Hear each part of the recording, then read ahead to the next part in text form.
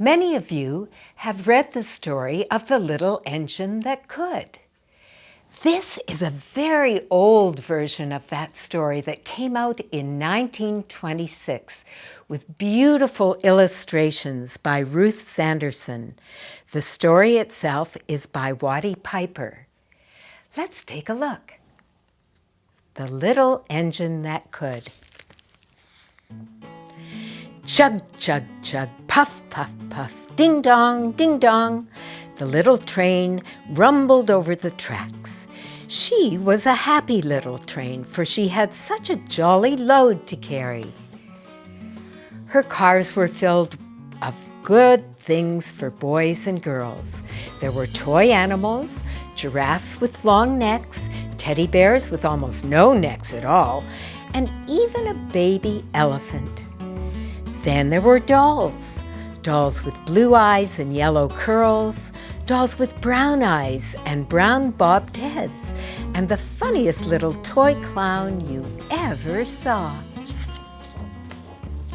And there were cars full of toy engines, airplanes, tops, penknives, picture puzzles, books, and every kind of thing boys and girls could want.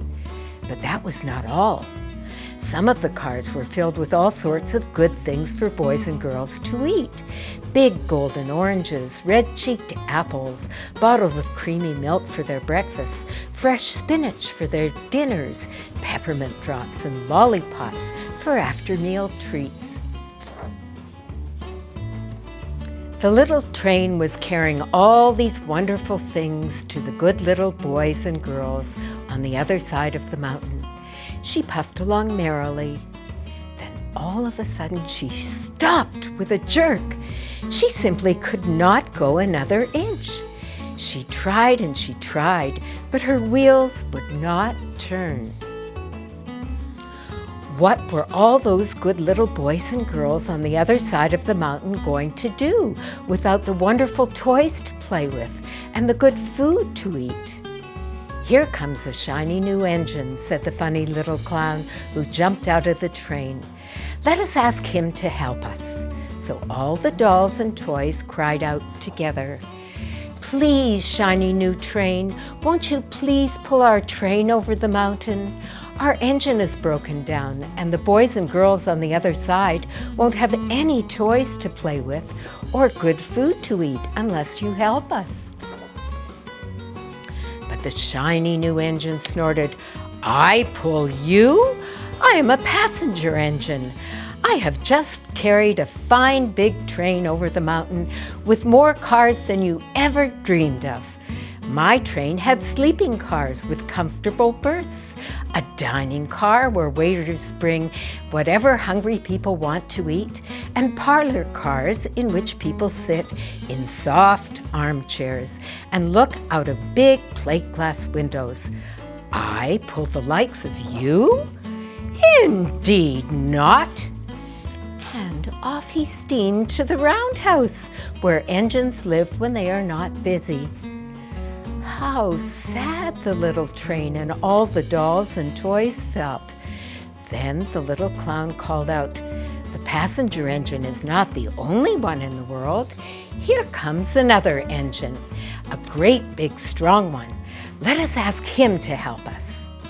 The little toy clown waved his flag, and the big strong engine came to a stop.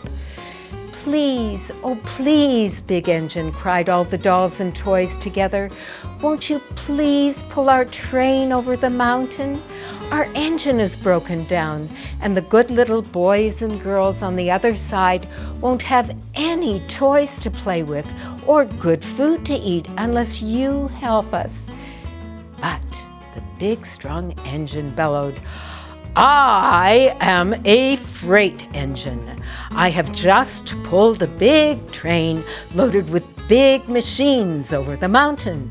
These machines print books and newspapers for grown-ups to read. I am a very important engine indeed. I won't pull the likes of you." And the freight engine puffed off indignantly to the roundhouse. The little train and all the dolls and toys were very sad. "Cheer up," cried the little toy clown. "The freight engine is not the only one in the world. Here comes another. He looks very old and tired, but our engine is so little, perhaps he can help us." So the little toy clown waved his flag, and the dingy, rusty old engine stopped. "Please, kind engine," cried all the dolls and toys together, "won't you please pull our train over the mountain? Our engine is broken down, and the boys and girls on the other side won't have any toys to play with or good food to eat unless you help us." But the rusty old engine sighed. "I am so tired. I must rest my weary wheels. I cannot pull even so little a train as yours over the mountain. I cannot. And off he rumbled to the roundhouse, chugging, I cannot. Then indeed the little train was very, very sad, and the dolls and toys were ready to cry. But the little clown called out, "Here is another engine coming, a little blue engine, a very little one. Maybe she will help us." The very little engine came chugging merrily along. When she saw the toy clown's flag, she stopped quickly. "What is the matter, my friends?" she asked kindly. "Oh, little blue engine," cried the dolls and toys, "will you pull us over the mountain? Our engine is broken down, and the good boys and girls on the other side won't have any toys to play with or good food to eat unless you help us. Please, please help us, little blue engine." "I'm not very big," said the little blue engine. "They use me only for switching trains in the yard. I have never been over the mountain." "But we must get over the mountain before the children awake," said all the dolls and toys. The very little engine looked down and saw the tears in the doll's eyes, and she thought of the good little boys and girls on the other side of the mountain who would not have any toys or good food unless she helped. Then she said, I think I can. And she hitched herself to the little train. The toy clown jumped aboard, and all the dolls and the toy animals began to smile and cheer. She tugged and pulled and pulled and tugged, and slowly, they started off. Puff, puff, chug, chug went the little blue engine. I think I can.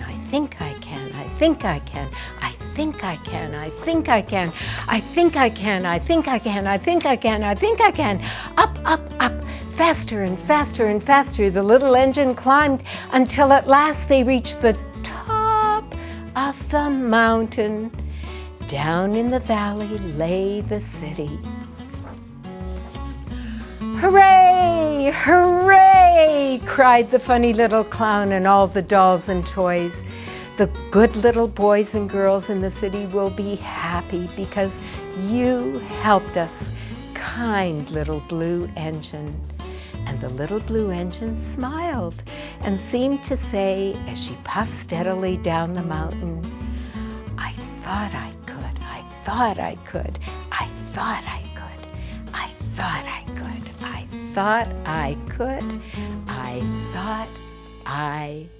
could.